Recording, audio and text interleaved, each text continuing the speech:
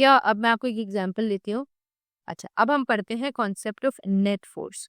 अब इस तरह से है, नीचे डायग्राम बनी हुई है तो मैं इससे ज़्यादा अच्छे से एक्सप्लेन कर लेती हूँ।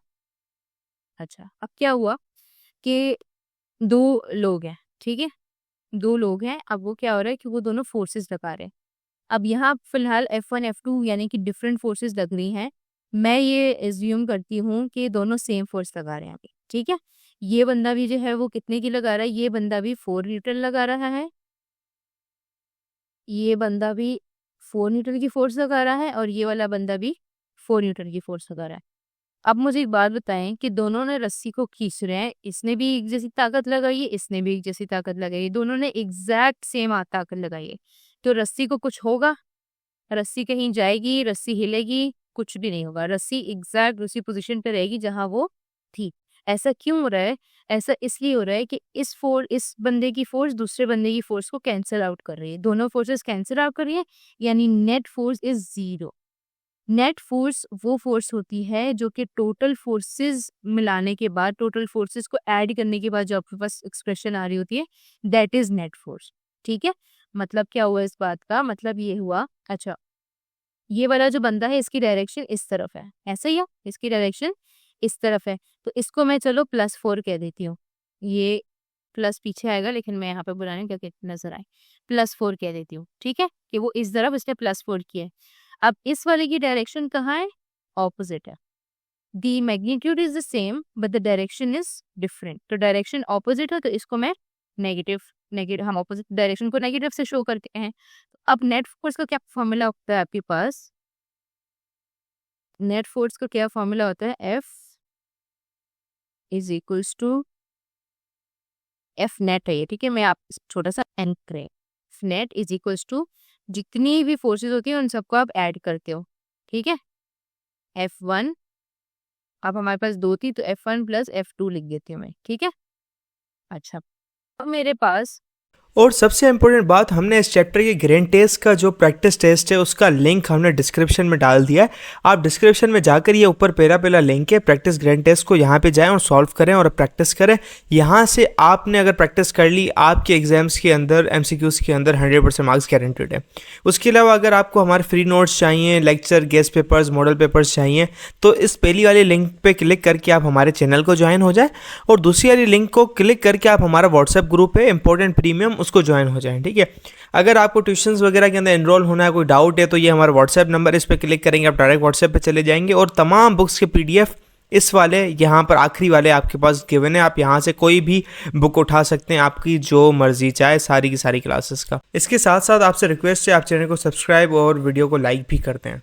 हम लोगों ने आपके लिए एक पेज निकाल दी है हमारी, जिसके अंदर आपको फिजिक्स की पूरी तैयारी करवाई जाएगी और फिजिक्स की लाइव ऑनलाइन क्लासेस जूम पर दी जाएंगी। आपको पूरी बुक कवर करवाई जाएगी और आपको एग्जाम के हिसाब से भी प्रिपेयर किया जाएगा। चैप्टर टेस्ट होंगे, आपकी वीकली टेस्ट लिया जाएगा और सबसे इंपॉर्टेंट चीज़, आपके एग्जाम राइटिंग मेथड सेशंस दिए जाएंगे कि भाई एग्जामिनर को क्या चीज़ चाहिए, एग्जाम के पेपर के अंदर लिखते कैसे हैं।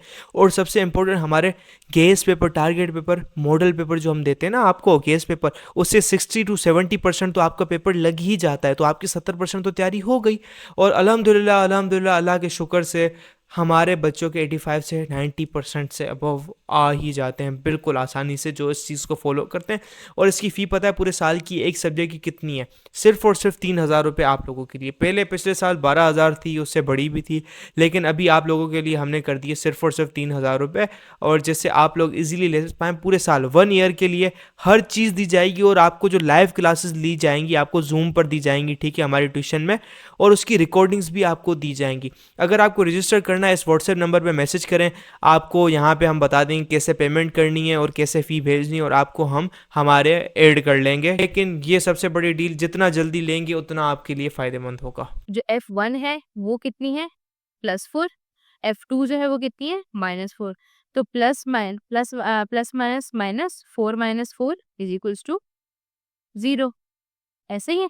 तो यानी कि दोनों फोर्स लगा रहे थे लेकिन नेट फोर्स यानी कि वो फोर्स जिसका ऊपर कोई असर डाल रही है वो तो है ही 0, मतलब कि इसके ऊपर कोई फोर्स असर नहीं डाल रही, तो नेट फोर्स का मतलब जो है वो क्या है? Net force is equals to 0 है, ठीक है?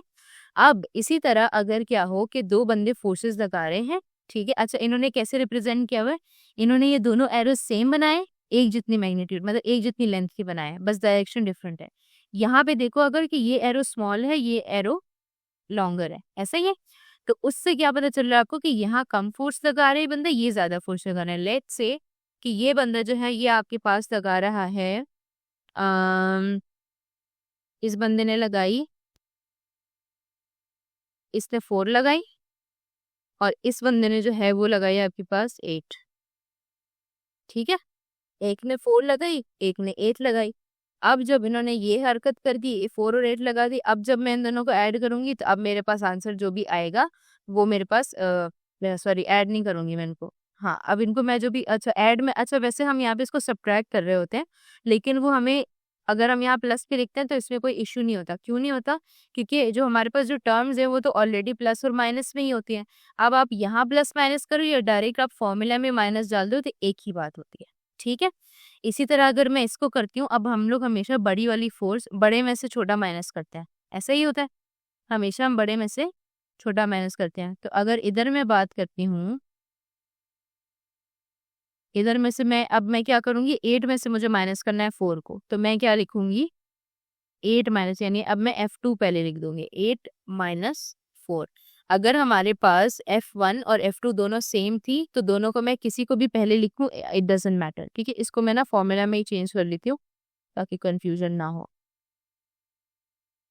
आप डायरेक्ट इसको फॉर्मूला में माइनस, जब अच्छा अब ये याद रखेंगे जब फॉर्मूला में माइनस होगा तो यहाँ प्लस माइनस नहीं होना चाहिए। ठीक है, ये आपके लिए सिर्फ एक्सप्लेनेशन के लिए कि प्लस का मतलब कि नए पॉजिटिव एक तरफ डायरेक्शन और नेगेटिव यानी इसकी ऑपोजिट डायरेक्शन।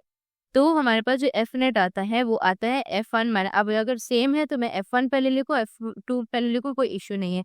लेकिन अगर फोर्सेस डिफरेंट है तो मैं हमेशा ग्रेटर फोर्स पहले लिखूंगी और स्मॉलर, क्योंकि जाहिर सी बात है अगर मैं 4 में से 8 माइनस करूंगी तो फिर तो मेरे पास आंसर माइनस में आएगा जो कि एक्यूरेट नहीं होगा। तो मुझे किससे चाहिए, मुझे आंसर प्लस में चाहिए, तो इसलिए मैं बड़ी वैल्यू को पहले रखूंगी, छोटी वैल्यू को मैं बाद में रखूंगी। तो इनमें से अगर मैं माइनस करूंगी तो नेट फोर्स क्या हो गई, 4। यानी कि इस रोप के ऊपर जो नेट फोर्स लग रही है वो कितनी लग रही है, 4 लग रही है। 4 कौन सी, ये 4 नहीं लग रही, इसका 4, तो इसके 8 के अंदर से जो 4 है उसके साथ कैंसिल हो गया था, है ना।